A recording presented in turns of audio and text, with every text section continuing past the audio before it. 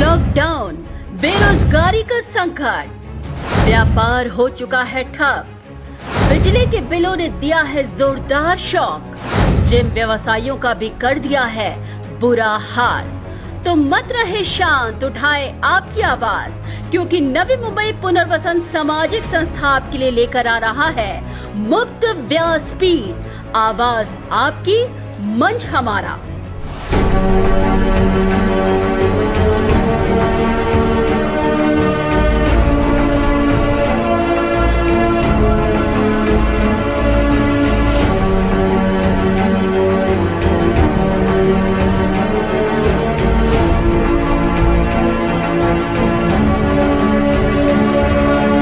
नवी मुंबईचा आवाज, मुक्त व्यासपीठ.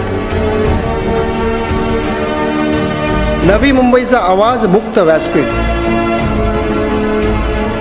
नवी मुंबईचा आवाज, मुक्त व्यासपीठ.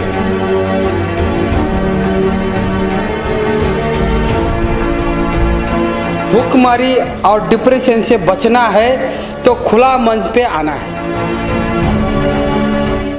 Be a part of powerful digital news network, Navi Mumbai network. तो सब्सक्राइब करें और नोटिफिकेशन पाने के लिए बेल आइकन पर जरूर क्लिक करें. स्वातंत्र्य दिनाच्या लाख लाख शुभेच्छा, हार्दिक हार्दिक शुभेच्छा. हे जे स्वातंत्र्य जे मिळालेले फार कष्टाने भेटलेलं आहे आणि म्हणून हा उत्सव आपण अतिशय चांगल्या प्रमाणे, मोठ्या प्रमाणे आपण हा उत्सव साजरा करत असतो. हा उत्सव आपण सकाळी 7 वाजल्यापासून हा उत्सव चालू झालेला आहे. परंतु ह्या उत्सवामध्ये जो ह्या वर्षी जसा आनंद मिळाला पाहिजे किंवा जसं त्या उत्सवामध्ये उत्साह असला पाहिजे तसा देखील उत्साह नाही आहे. आणि गेल्या अनेक महिन्यापासून करोना या व्हायरसमुळे, या विषाणूमुळे जो काही नागरिक घरामध्ये बंदिस्त झालेला आहे ते निव्वळ संसर्गामुळे आणि परिस्थिती उद्भवलेली आहे, सर्वांना माहीत आहे. अनेक घटक, अनेक वर्ग मग बाधित, शोषित, वंचित सर्व घटक त्रासलेले आहेत, त्रस्त झालेले आहेत आणि विविध ठिकाणी मोमेंट चालू आहेत. आम्ही सुद्धा मागे 10 तारखेला नवी पुनर्वसन सामाजिक संस्थेच्या माध्यमातून पदयात्रा ही एक मुवमेंट, ही चळवळ उभी केली. परंतु सरकारचे स्पष्ट निर्देश आहेत की कुठल्याच प्रकारच्या रस्त्यावरच्या चळवळी तुम्ही करू नका, तुम्हाला परवानगी मिळणार नाही. मग असं जर असल्यानंतर प्रश्न असा येतो की लोकांच्या ज्या काही अडचणी आहेत, लोकांच्या ज्या काही सूचना आहेत, लोकांच्या ज्या काही मागण्या आहेत, जे काही भावभावना आहेत, जी तळमळ आहे, ती लोक कशी मांडणार, कुठल्या आधारावर मांडणार, कुठल्या व्यासपीठावर मांडणार, कुठल्या व्यासपीठावर ठेवणार ज्या माध्यमातून गव्हर्नमेंटचं, सरकारचं ध्यान केंद्रित होईल. ह्या ठिकाणी एक सामाजिक संस्थेच्या माध्यमातून हा एक मुक्त व्यासपीठ आम्ही निर्माण केलेला आहे. या मुक्त व्यासपीठावरून कुठल्या सरकारच्या विरोधात नाही, कुठल्या सरकारच्या विरोधातला विषय नाही आहे इथे.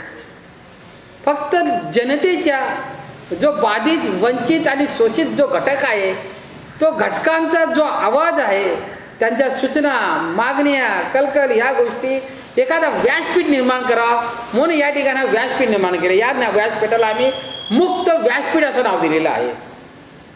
या मुक्त व्यासपीठाच्या माध्यमातून आज ह्या ठिकाणी व्यापारी आहेत, जे रिटेलर्स आहेत, शॉप ओनर्स, या ठिकाणी जिमचे या ठिकाणी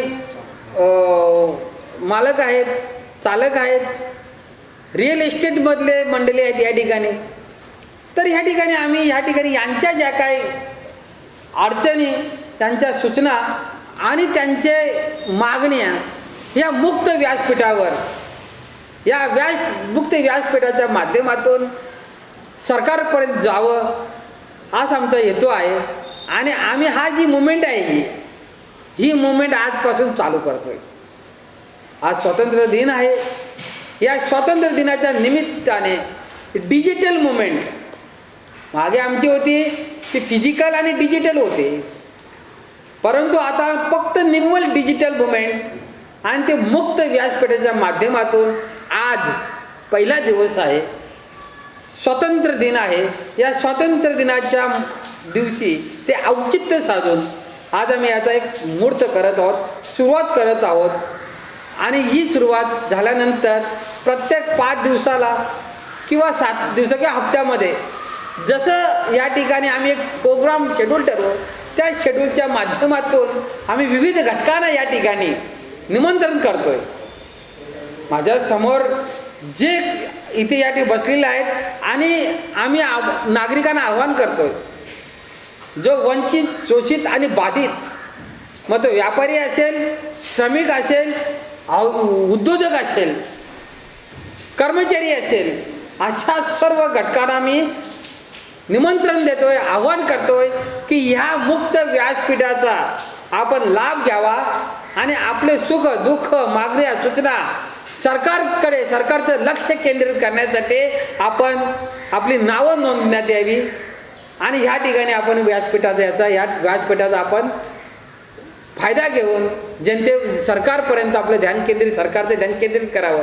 तरी आज या ठिकाणी मी विनंती करतो, प्रथम विनंती करतो की जी व्यापारी लोक मंडळी आहेत या ठिकाणी, त्यांनी आपलं जे का आपका जो दुख है, आपको क्या तकलीफ है, आपका सुझाव क्या है और आपकी सरकार से मांगनी क्या है, तो आपको क्या लगता है ये जो इस तरह से हम कैसा करें? मैं दादा भाई पटेल, मेरा स्टेशनरी जेरोक्स का बिजनेस है नवी मुंबई में, और मैं सरकार से मांगनी करता हूँ कि मेरे 4.5 महीने से लॉकडाउन में हम चल रहे हैं और लॉकडाउन की वजह से हमारा सारा बिजनेस ठप हो गया है और हमारे वर्कर्स भी बेरोजगार हो गए. अभी इतना दिन तो हम लोग P1 P2 में चला रहे थे, लेकिन अभी आयोग ने आज से परमिशन दिया है 15 तारीख से कि भाई आप दुकान खोल सकते हो, लेकिन दुकानें तो खोलेंगे, लेकिन आगे बिजनेस कैसे होगा, हम हमारे वर्कर्स को आगे सैलरी कैसे दे पाएंगे, क्योंकि इतना दिन बंद होने की वजह से पूरा हमारा बिजनेस ठप हो गया है. और इतना दिन हमारे पास जो था हमने वर्कर को दिया, लेकिन अभी सैलरी देने के लिए हमारे पास कुछ बचा नहीं है, नहीं तो हमारे पास कोई बैंक बैलेंस है कि हम वर्कर को दें. तो हमारी मांग है सरकार से कि आगे की कुछ रणनीति बनाए और हमें कुछ उसकी बेनिफिट दें.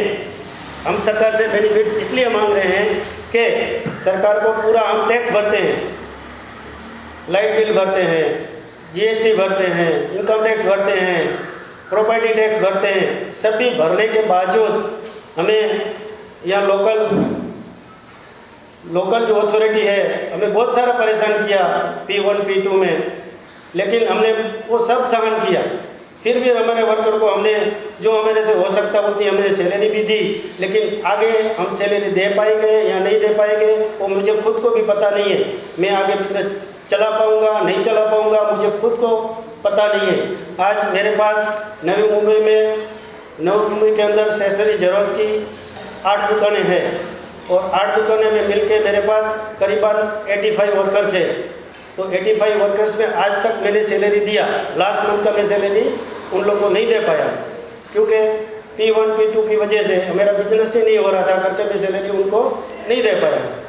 तो आगे सरकार कुछ हमारे बारे में, व्यापारियों के बारे में सोचे कि भाई इनको भी अगर सबको सरकार कुछ ना कुछ कर रही है तो व्यापारियों को क्या कर रही है. अगर व्यापारियों को करेगी तो हम हमारे वर्कर को कुछ दे पाएंगे, वरना हम भी हमारे वर्कर को कम करने के अलावा हमारे पास कोई रास्ता नहीं है.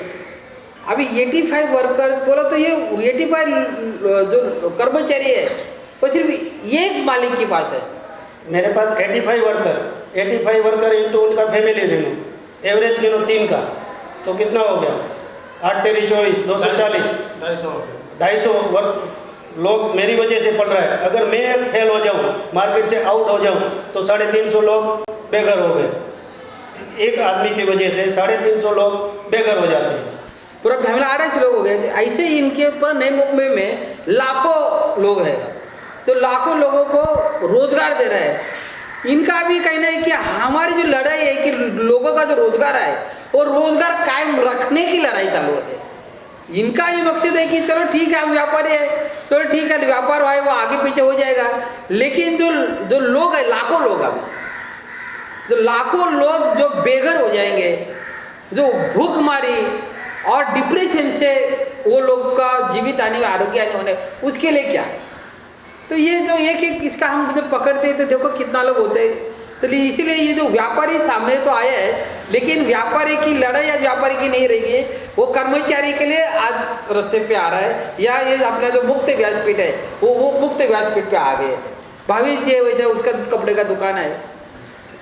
लॉकडाउन से पहले हमारा पूरा वर्कर और स्टाफ था। कितना आपके पास कितना वर्कर हो? मेरे पास 38 वर्कर है टोटल, 4 दुकान में मिलके।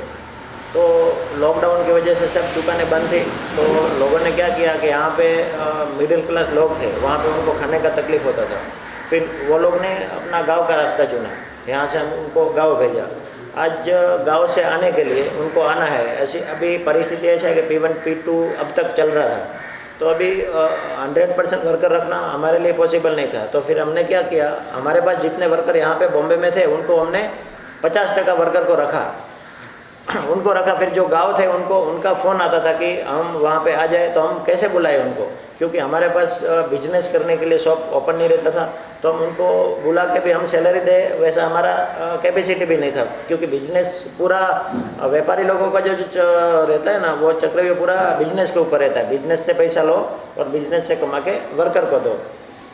परिस्थिति ऐसी निर्माण अभी हुई है कि वर्कर को जो घर चलाने का भी प्रॉब्लम हो रहा है। आज मेरे अनुभव से मेरे कुछ वर्कर लोग मुझे आके दुख बताते हैं कि प्रॉब्लम क्या है उनका, घर का 3-3, 4-4 महीने का भाड़ा नहीं दे पाए हो। आज वो रूम मालिक रूम खाली करवाते, वो रोड पे कहाँ रहेंगे? अभी कोई सोसाइटी अलाउ नहीं करेगी उनको जाने में, वो सब बड़ी तकलीफ़ें हो रही है। और दूसरा कि जितना कोई भी आज कोरोना की वजह से डर का माहौल हुआ है, एरिया में क्वारंटाइन कोई भी केस आया तो उसमें बिल्डिंग सील करना, रोड सील करना, ये बिजनेस के लिए सब इफेक्टिव है, मतलब उसमें बिजनेस नहीं होता है। P1 P2 हटाया अच्छी बात है, लेकिन उससे हमारा रास्ता हल नहीं हुआ और हमारा आगे कितना संघर्ष है, कितनी तकलीफें आने वाली हम खुद नहीं जानते।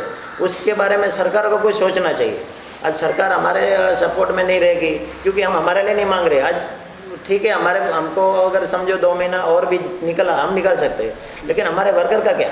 आज सरकार को रोजगार देना चाहिए। हम जो रोजगार हम दे रहे थे, हमारे पास अभी जो रोजगार जिस वजह से उनको मिल रहा था वो चीज़ नहीं है हमारे पास, तो अभी सरकार को उसके बारे में सोचना चाहिए कि सरकार वो हमारे वर्कर को सरकार रोजगार दे, जो बेरोजगार हुए वो सब तकलीफ है आगे भी। 150 लोग संभाल रही है, पूरा फैमिली पकड़ 30 वर्कर बोलो तो 150 हो गया परिवार आदमी, ये 250 बोलो तो ये 400-500 इधर ही हो गए। सर आपका दुकान और आपके पास कितने वर्कर काम करते हैं? तो एक वर्कर के पीछे 5 लोग काम पकड़ते हैं, तो टोटल वर्कर और उसका पूरा टोटल संख्या जनसंख्या। मैं दीपक पटेल, वासी नवी मुंबई से, और मैं कंप्यूटर लाइन से जुड़ा हुआ हूँ।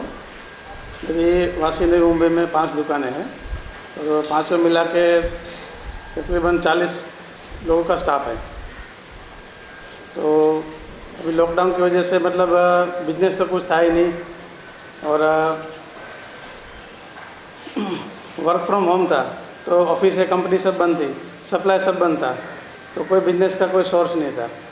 और गवर्नमेंट ने P1 P2 किया था, लेकिन पब्लिक ही बाहर से नहीं निकल रही थी, तो बिजनेस तो कोई हो नहीं रहा है। और जो स्टाफ बचे थे वो भी मई में सब गांव चले गए, तो अभी बिजनेस भी नहीं है और उन लोग आना चाह रहे हैं, लेकिन अभी हमारे पास कोई बिजनेस नहीं है, तो हम उनको बुला नहीं पा रहे हैं।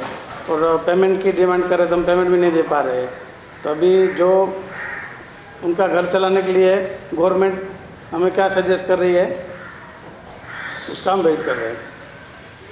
तो अभी ये जो इस जगह पे हम जब काम करते थे 700 लोग, करीब 700 लोग यहाँ बेघर हो गए, जो भूखमारी और नैराश्य से डिप्रेशन में गए। 700 लोग इधर ही, अभी इनके 40 वर्कर्स है, इनके 38 है, इनके 30 है, ऐसे कुल मिला के 700 लोगों को आज रोजगार नहीं है। तो इस तरह इनकी यह भूमिका उन्होंने निभाई है। तो इसके बाद हम स्टेट एजेंट है उनकी तरफ जाते हैं, उनका दुख क्या है और उनके पीछे कितने वर्कर्स हैं। हम वर्कर्स की बात करेंगे क्योंकि लड़ाई वर्कर्स की है, क्योंकि आप उनको रोजगार दे रहे हैं। क्योंकि व्यापारी जब सक्षम होगा तो ही वर्कर्स को रोजगार मिलेगा और वर्कर्स ही भूखमरी और नैराश्य से बच जाएंगे। क्योंकि नैराश्य और भूखमरी से जीवित आने आरोग्य आने वाले वाले हैं। तो आपके पास कितने वर्कर्स है और आपको क्या तकलीफ है? नमस्ते, मेरा नाम शेरी है। मैं नवी मुंबई में एक स्टेट एजेंसी का काम करता हूँ। आज जो मार्च, अप्रैल, मई, जून, जुलाई 4 महीने से हम लोग जो घर पे बैठे हैं और जो जितने भी हमने आज फ्लैट रेंट पे दिए थे, जितने भी दुकानें रेंट पे दी थी, आज उनकी वजह से हमारे जितने भी ओनर थे उनका घर चलता था, प्लस जो दुकान पे लोग व्यवसाय करते थे उनका घर चलता था। आज दोनों को तकलीफ आ गया है। आज एक तरफ ओनर को भाड़ा नहीं मिल रहा है, दूसरी तरफ भाड़ोतरी कमा नहीं पा रहा है, उसको भाड़ा नहीं मिल रहा है। उसकी वजह से आज नवी मुंबई के अंदर शॉपिंग की, कमर्शियल की इतनी हालत ख़राब हो गई है। मैं रोज़, मेरे पास इतने प्रॉब्लम लेके लोग आते हैं कि भाड़ा नहीं मिल रहा है। टेनेंट बोलता है मैं कमा नहीं पाता हूँ, भाड़ा कैसे दूँ। इतना प्रॉब्लम होते जा रहा है और ये दिन ब दिन परिस्थिति खराब हो रही है, सुधरने का नाम नहीं ले रही, दिन ब दिन खराब होती जा रही है और हम रोज़ इसको देख रहे हैं। आज हमारी भी खुद की जितने भी हमारे एस्टेट एजेंट हैं नवी मुंबई के अंदर, उनकी भी परिस्थिति खराब है। ऐसा नहीं कि उनको अच्छा है। आज नवी मुंबई के अंदर 500 से 1000 से 1200 एजेंट होंगे जो रियल एस्टेट के ऊपर काम करते हैं, उनका घर चलता है उसके ऊपर। उनकी सबकी परिस्थिति दिन ब दिन खराब होती जा रही है। लॉकडाउन में पता नहीं चला, पर लॉकडाउन के बाद जो परिस्थिति खराब होती जा रही है वो दिन ब दिन होती जा रही है। तो इसके लिए क्या रास्ता है, क्या नहीं है, ये सबके समझ के बाहर है। और सरकार इसके अंदर, लोकल बॉडी हो, सरकार हो, जीरो सपोर्ट है। खुद की मदद खुद करनी पड़ती है, कोई किसी के लिए आता नहीं है। सरकार टैक्स लेने के लिए, दंड करने के लिए सब जगह आगे है, पर आज मदद करने के लिए कोई नहीं है। आज जिनके पास जितना पैसा था सबने लोगों को खाना खिलाया, हमारे लोगों ने भी, पर आज सबका पैसा खत्म हो गया है उसके लिए। और रोज लॉकडाउन बढ़ते जा रहा है, तो इसका कैसा रास्ता निकलेगा। आज जो दुकानों की हालत हुई है, आज आप खुद रास्ते पे घूमेंगे तो सब दुकानें बंद पड़ी है। व्यापारी बोल रहे भाड़ा देने के लिए पैसा नहीं है, ओनर को भाड़ा नहीं मिल रहा है, तो बहुत बड़ा नुकसान है। और दूसरा मेरे को एक बात पे और गौर करना है। आज मेरे जैसे एक छोटा स्टेट एजेंट था, महीने में हम 3-4 फ्लैट बेचते थे। जब हम लोग 3-4 फ्लैट बेचते थे तो हम लोग गवर्नमेंट को स्टैंप ड्यूटी भरते थे। मतलब मेरे जैसे छोटा आदमी 10 से 11 लाख रुपए स्टैंप ड्यूटी भरता था गवर्नमेंट को। आज कोई स्टैंप ड्यूटी नहीं भर पा रहा है। गवर्नमेंट का खुद का नुकसान हो रहा है, उनको समझ में नहीं आ रहा है। आज स्टैंप ड्यूटी थे, जीएसटी था, उनको खुद का कितना बड़ा नुकसान हुआ है आज तक।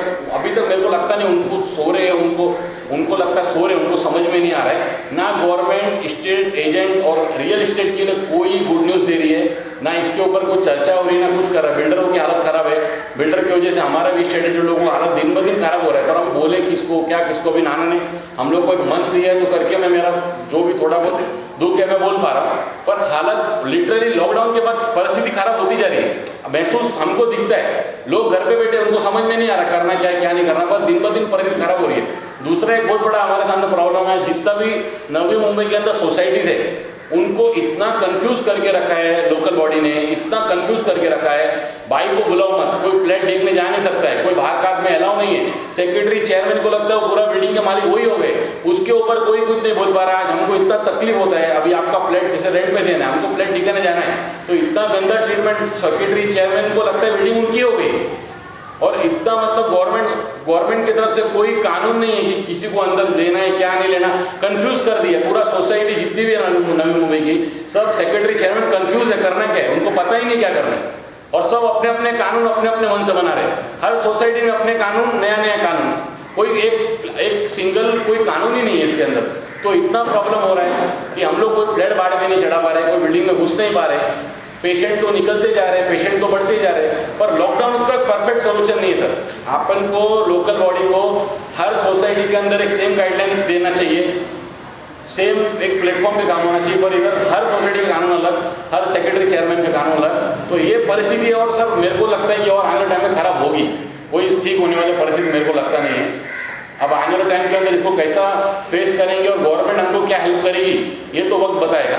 माझं नाव समित शिंदे आहे। मी नवी मुंबई एरियामध्ये गेल्या 17 वर्षापासून रिअल इस्टेट फील्डमध्ये आहे मी, ओके। आणि लास्ट 4 महिन्यापासून आमचे दुकान वगैरे बंद आहेत। मध्ये आम्हाला सुरुवात करायला दिली. त्यात सम विषम पद्धतीने आमचे दुकान चालू होते. पण त्यामध्ये पण लोक यायचे, आज 5 वाजेपर्यंत 3 वाजेपर्यंत मध्येच बंद करायला लावायचे. एरिया क्वारंटाईन आहे, हे आहे ते करून. आणि त्यामुळे आमचे ते नाही म्हटलं तरी आमच्या एरियातले, सानपाडा एरियातले 41 दुकानं बंद आहेत ॲव्हरेज. सर्वांनी लोकांना भाडं देऊ शकत नाही, त्यामुळे लोक सोडून जात आहेत. इवन जे आमचे टेनंट लोक आहेत, टेनंट लोकांचं पगार येत नाही आहेत. काही लोक वर्क फ्रॉम होम करण्यासाठी लोक इथून घर सोडून गेलेत त्यांच्या नेटिव्ह प्लेसवरती, पण ते इथे येऊ शकत नाही आणि ते त्यांचे घर वगैरे सर्व बंद आहेत. तर मालकांना भाडं वगैरे पण येत नाही त्यासाठी. तर हा प्रॉब्लेम आहे. आणि आमचं दुकान बंद असताना पण आज आम्ही एवढे तक्रार केली, सर्व केले. तिथे लाईट बिल पण भयंकर आलेलं आहे आम्हाला, दुकान बंद ठेवून पण. तर ते लाईट बिलचं कसं काय करता येणार. आज आमचे आता म्हणजे बिझनेसमध्ये एकदम लॉस झालेलो आहे. आज आमच्याकडे जे वर्कर होते ते वर्कर पण आता त्यांना पगार देऊ शकत नाही. आता बंद असताना आमच्याकडे जेवढं बँक बॅलन्स होतं त्याप्रमाणे आम्ही केलं ॲडजस्ट करून.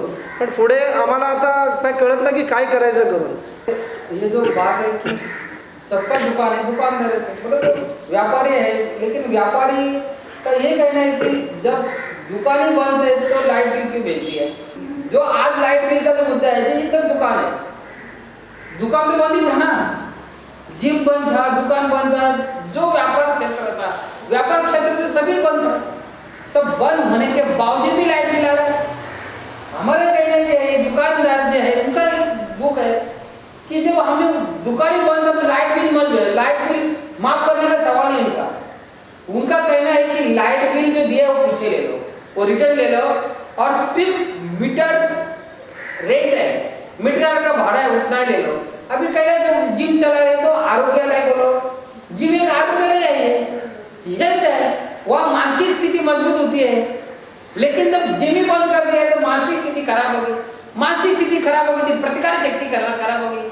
हम बोलते इम्यूनिटी पावर, इम्यूनिटी पावर, कहाँ से इम्यूनिटी पावर बढ़ेगी.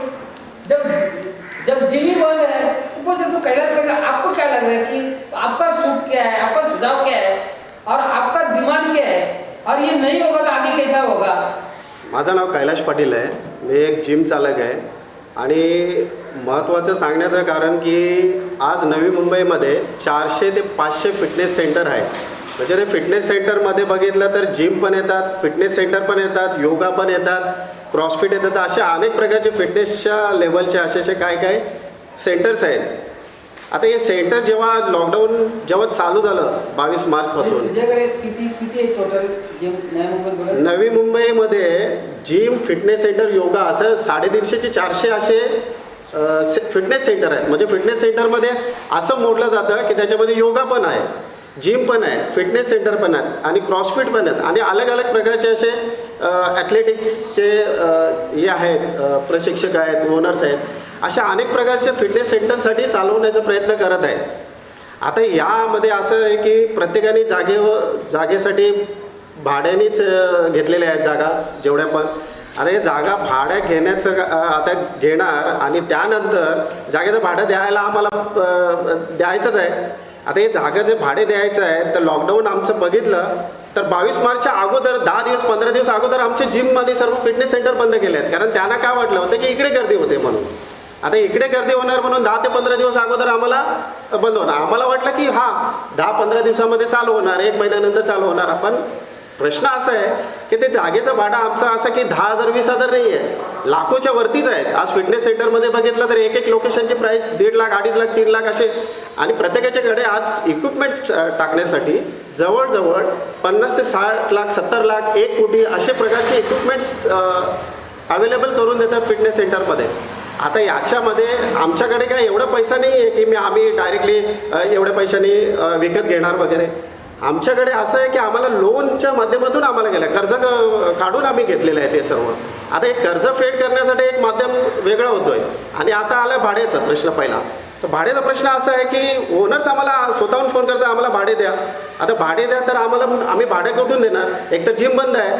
आता भाडं देणार, ओनर काय बोलतात भाडे नाही दिलं तर आम्ही तुमच्या डिपॉझिटमधून कट करणार. आता डिपॉझिटमध्ये करणार तर आज झाले 6 महिने, आज आमच्याकडे इन्कम नाही आहे. आता आम्ही देणार कुठून हा एक प्रश्न आहे. तर आमच्या डिपॉझिटमध्ये तरी पण आम्ही काय ना काय करून आम्ही भले ते अजून एक दुसरीकडून कर्ज काढून आम्ही त्याचे भाडे देत आहोत. आता हे झाला प्रश्न आता जिम ओनर्सच्या आपल्या भाड्याच्या संदर्भात. आता आला रोजगारीचा प्रश्न. आज जे एवढे 400 ते 500 फिटनेस सेंटर्स आमचे आहेत, त्या प्रत्येक फिटनेस सेंटरमध्ये एका आता 500 फिटनेस आपण पकडले सेंटर एका याच्यावर 10 लोक तरी एक्झॅक्टली त्याच्यामध्ये असं मग 500 मध्ये झाले किती? ते 50,000 ते एक अराउंड प्रत्येकाचे वेगवेगळे आहे. 10 आहेत, 15 आहेत, काही असे मोठी फिटनेस सेंटर्स आहेत. तर अशा संदर्भात काय होतं की एवढे जे त्याच्यामध्ये येणार प्रशिक्षक, एवढे प्रशिक्षक येणार आणि प्रशिक्षकांना त्याचा एक पगार येतो आणि दुसरा येतो एक स्वीपर. त्याचा एक अति महत्त्वाचा प्रश्न आहे की जिम क्लीनर्स आहेत, जे क्लिनिंग करणारे आहेत ते तर पूर्णपणे घरी बसलेले आहेत, त्यांना काही कामधंदा नाही, काय नाही. तसेच ट्रेनर्स पण बसलेले आहेत. ते हे जे असा जो प्रश्न येतो ना, आमचे हे सर्व 50,000 70,000 आणि खास करून महाराष्ट्रामध्ये आमचे जे जिम आहेत वगैरे आहेत किंवा नवी मुंबईपासून महाराष्ट्रामध्ये जास्तीत जास्त 90 ते 95% महाराष्ट्रीयन लोक आहेत. मग महाराष्ट्रीयन लोकांना महाराष्ट्राच्या सरकारला समजत नाही की आपलाच माणूस आज रस्त्यावर आलेला आहे. जिम ओनर पण आहेत ते सर्व महाराष्ट्रीयन आहेत. आज रस्त्यावर मुंबईच्या याच्यामध्ये कालच्या न्यूजमध्ये पण आलं की रस्त्यावर उतरले, फ्रस्ट्रेटेड झालेले आहेत सर्वजण. ना रोजगाराचा प्रश्न आहे, सर्व जिम ओनरचा प्रश्न आहे, आम्हाला भाडे करून धमकी देतात. आता आला मोठं संकट, तुम्ही बोललं की वीज बिलचं. आज आमच्या व्यायामशाळा पूर्ण 6 महिन्यापासून बंद आहेत आणि आमचं वीज बिलचं आबडतोबड काय ना काय दिलेलं आहे. अरे भरणं आमचं बंदच आहे लॉकडाऊन, तर आम्ही भरणार कुठे हा बिल? हा एक प्रश्न आहे. आणि दुसरी गोष्ट आहे की रोजगारीचा प्रश्न आहे की आज कोरोनाने 10 माणसं मरतात, आज उपासमारीने हजारो माणसं मरत आहेत. याच्याकडे लक्ष देत नाही आहे कोणी. आज एक मोटो ठेवला आहे, हेल्थ इज वेल्थ. मग हा प्रश्न कशाला येतो हेल्थ इज वेल्थ? प्रश्न येतो असा होतो की तुम्ही हेल्थला बाजूलाच करून टाकलेलं आहे आजच्या कंडिशनमध्ये. तर हा मला वाटतं सरकारच्या ज्या हाऊसमध्ये आहेत ना, मला वाटतं फिटनेस सेंटरचा कोणाला नॉलेज नाही आहे आजच्या कंडिशनमध्ये. ज्यांना नॉलेज आहे म्हणून ते आज पुढे आहेत, मला असं वाटतं. मला याच्याकडे पूर्णपणे लक्ष द्यावा आणि आमच्या या समस्या, आमच्या जे रोजगारीचा पुढे काय पाऊल न घेता आम्ही याच्यावर काहीतरी खास करून आमच्याकडून निर्णय घ्या आणि लवकरात लवकर आमच्या या फिटनेस सेंटर जेवढ्या पण आहेत ना त्या चालू करण्याचा आम्हाला तुमच्याकडे एक मागणी करतो. याच्यामध्ये मुद्दा काय आहे की माहिती आहे की मुद्दा असा आहे की जर आपण म्हणतो की संसर्ग हा एक बिंदू ठेवलेला आहे, या सगळ्या घडामोडीला काय संसर्ग संक्रमण हा एक बिंदू त्या ठिकाणी ठेवलेला आहे. मग जो जिम चालक मालक आहे, जो जिमवर अवलंबून आता जो कर्मचारी आहे, जो वर्कर आहे, जो श्रमिक आहे आणि ज्याला तब्येत मजबूत ठेवायची, ज्याला प्रतिकार शक्ती वाढवायची आहे, तर त्याच्यासाठी बिंदू काय ठेवलेले आहे तर संसर्ग. मग आता जे वाहनाने जे प्रवास करतात, गाडीमध्ये प्रवास करतात, ट्रेनमध्ये प्रवास करतात, दुकानामध्ये एकत्र येतात, मार्केटमध्ये एकत्र येतात, मग त्यावेळेला तो संसर्ग कुठे गेला?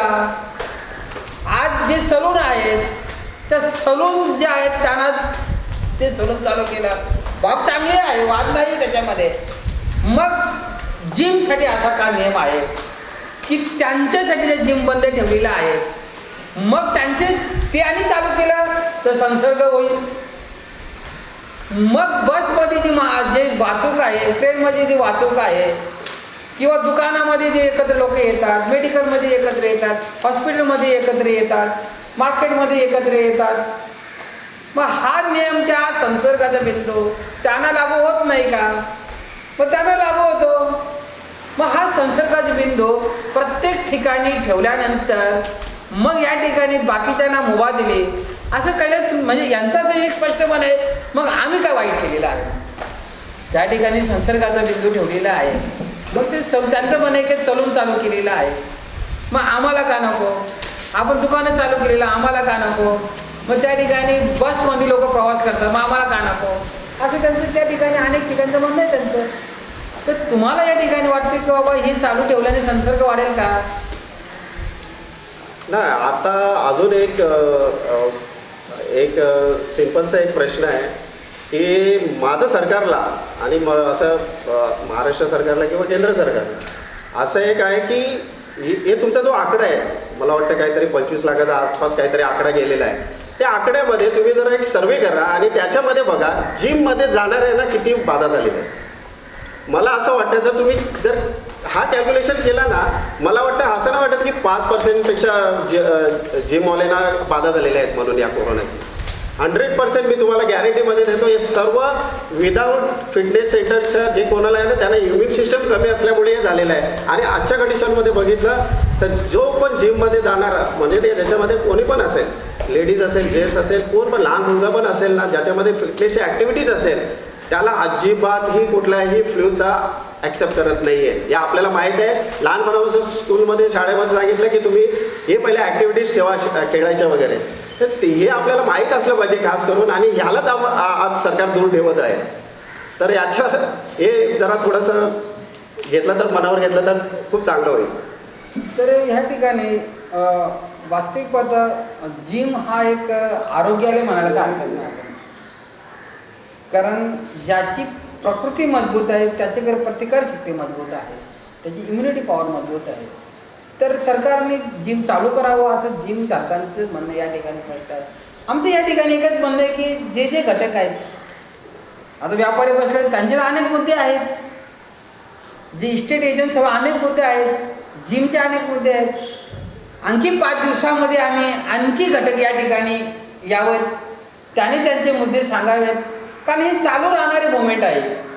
आज ही मुवमेंट सुरुवात झालेली आहे, डिजिटल मुवमेंट, मुक्त व्यासपीठ मुवमेंट.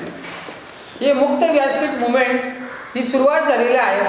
मी सर्वांना नम्रतेने विनंती करतो की या मुक्त व्यासपीठावर आपण या, आपलं म्हणणं या ठिकाणी ठेवा. कारण हे आपल्याला सतत चालू ठेवायचं. आपण ह्या मुक्त व्यासपीठ हा सरकारच्या विरोधात नाही आहे, सरकारला सूचना देणारं व्यासपीठ आहे. सरकारकडे ह्या ठिकाणी मागणी, कारण शेवटी मायबाप सरकार.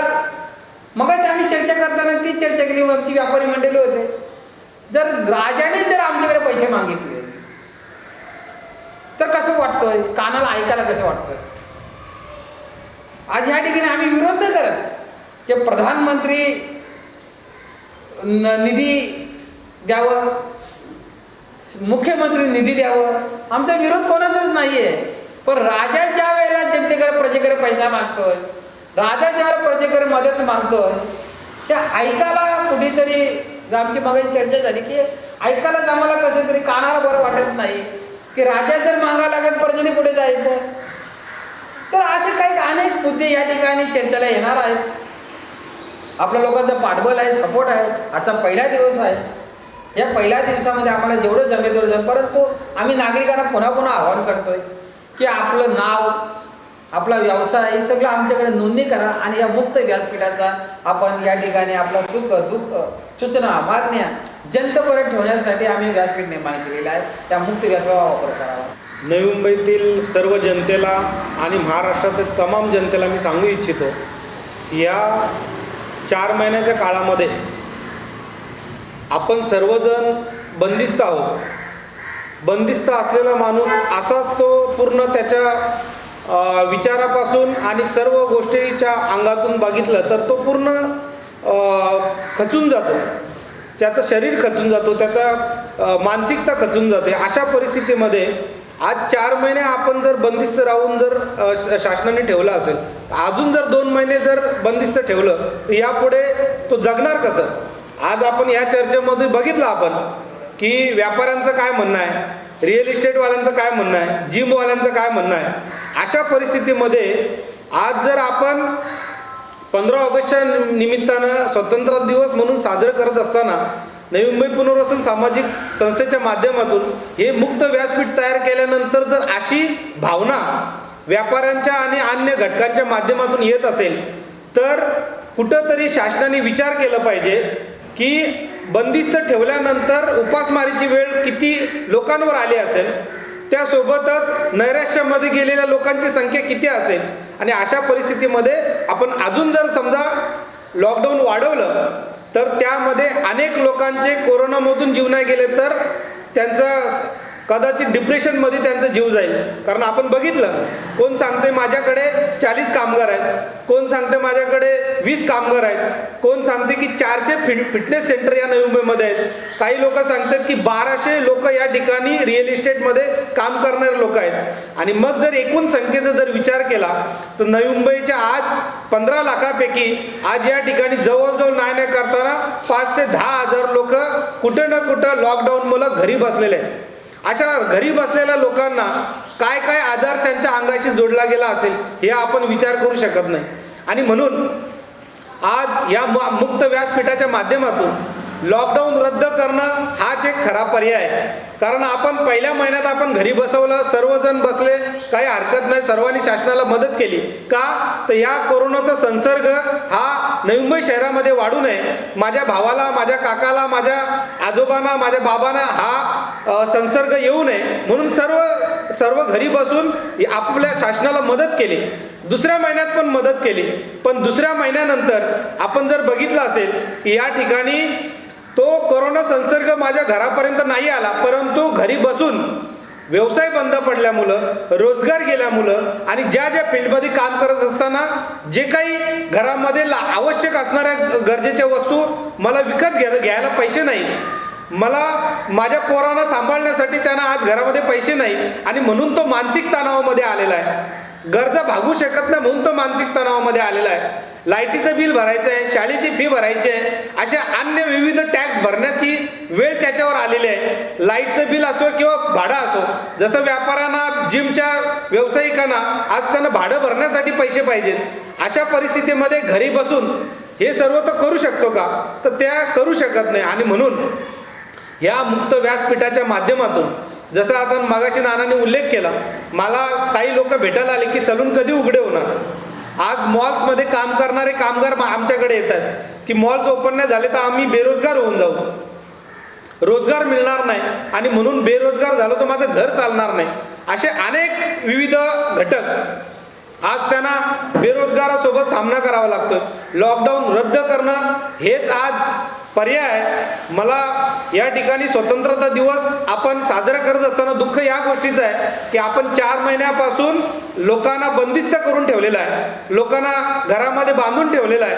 अशा परिस्थितीमध्ये आज मी स्वतंत्र आहे का, मला स्वतःला प्रश्न पडलेला आहे. आणि म्हणून स्वतंत्रता जी आपल्याला 84 आपल्याला मिळालेले आहे, जे आज आपण 74वा आपण हा स्वतंत्र दिवस साजरा करत असताना घरामध्ये बंदिस्त राहून आपण स्वतंत्र म्हणून स्वतःला समजतोय का, हा स्वतःला पडलेला प्रश्न आहे. आणि म्हणून नवी मुंबईच्या जनतेला मी आवाहन करतो की नवी मुंबई पुनर्वसन सामाजिक संस्थेच्या माध्यमातून हा मुक्त व्यासपीठ तयार केलेला आहे. याच्यामध्ये आपण लाईव्ह बघणारच आहात नंतर, परंतु आपल्याला पण आपल्या घटकाबाबत आपल्याला काय मांडायचं असेल, आपण काय विषय आपल्याकडे असतील, आपले प्रॉब्लेम्स आपले काय असतील तर मांडण्यासाठी यापुढे आपण या व्यासपीठाचा लाभ घ्यावा. कारण आपल्याकडे मित्रांसोबत बोलण्यासाठी आपल्याकडे भरपूर आहे, पण शासनापर्यंत आवाज पोहोचवण्यासाठी आपल्याकडे काही नाही. आणि म्हणून या मुक्त व्यासपीठाचा आपण वापर करावा. आपले प्रश्न, आपले सूचना, आपल्या मागण्या या आपल्या माध्यमातून, या चॅनलच्या माध्यमातून, या संस्थेच्या माध्यमातून शासनापर्यंत पोहोचवण्यासाठी हा मुक्त व्यासपीठ स्वतंत्रता दिवसाच्या निमित्तानं या ठिकाणी चालू केलेला आहे. मित्रांनो, व्यापार बंद तर मग आपण उपाशी मरणार हे काळ्या दगडावरची रेघ आहे. आणि म्हणून मी विनंती करतो की आपण नवी मुंबईच्या जनतेने या ठिकाणी या मुक्त व्यासपीठाचा लाभ घ्यावा. तो ये जो स्वतंत्रता दिन का अवसर पे नई मुंबई पुनर्वसन सामाजिक संस्था ने मुक्त व्यासपीठ की शुरुआत की है. ये मुक्त व्यासपीठ इसीलिए कि जो विविध घटक है, जो वर्ग है, फिर वो श्रमिक हो, व्यापारी हो, कर्मचारी हो या औद्योगिक क्षेत्र के हो, यहाँ मुक्त व्यासपीठ पे आके उन्होंने आपका जो दुख है, आपके सुझाव है, आपकी जो मांग है, वो मांग इस मुक्त व्यासपीठ के माध्यम से सरकार का ध्यान केंद्रित करने के लिए इसको ओपन करें. और हमारे पास आपके जितने नाम है आप लेके आए, क्योंकि ये आज से शुरू हो गया है. वो हर 5 दिन में जैसा हमारे वैसा हर 5 दिन में या हफ्ता में ये चलता रहेगा, ये कंटिन्यू चलता रहेगा. जब तक लोग तकलीफ में है, जब तक लोग कंफर्टेबल नहीं है, तब तक ये नई मुंबई पुनर्वसन सामाजिक संस्था के माध्यम से ये मुक्त व्यासपीठ चलता रहेगा.